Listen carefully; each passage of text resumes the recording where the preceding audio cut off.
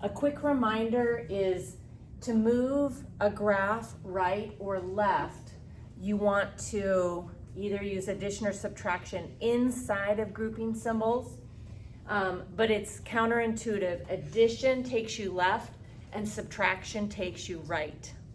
When you want to move a graph up or down, subtraction takes you down and addition moves you up. So in this first equation, f of x equals square root of x, and the directions are asking me to move this particular one right 2 and down 3. So here's my original graph, the square root of x.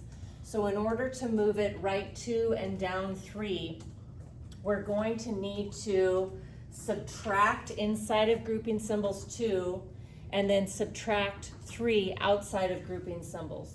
If you're not sure where the grouping symbols are, worst case scenario, put a set of parentheses around the x in the equation and you'll know. So in this particular one, if I put a set of parentheses around an x, you can see that we're underneath the square root. So being under a square root is inside of grouping symbols. So for right 2, I'm going to subtract 2 inside of grouping symbols. So let's do that. It means inside the root. And then to move it down 3, I want to subtract 3 outside of grouping symbols.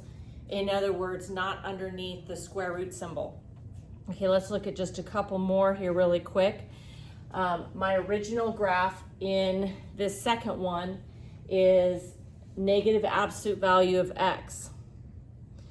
They already have negative absolute value of x graphed. It's this upside down V, and we want to take this upside down V and move it left 4 and up 2. So one more time, left and right is inside grouping symbols. If you're not sure where that's at, put a set of parentheses around the x. We're inside the absolute values. And so then left is not subtraction, it's addition. So I'm going to add 4 inside grouping symbols.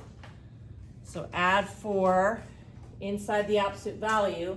And then to move it up 2, you're going to add 2 outside of grouping symbols, so plus 2. So this new equation took this original V and slid it left 4 up 2 to make this V. Okay, so last example. This time, they'd like us to take this original negative 1/2 x squared, this upside down parabola right here, and move it right 4 up 3.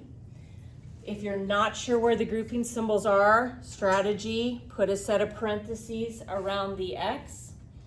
So if I want to move something right 4, I want to subtract 4 inside of grouping symbols. So that's going to be there.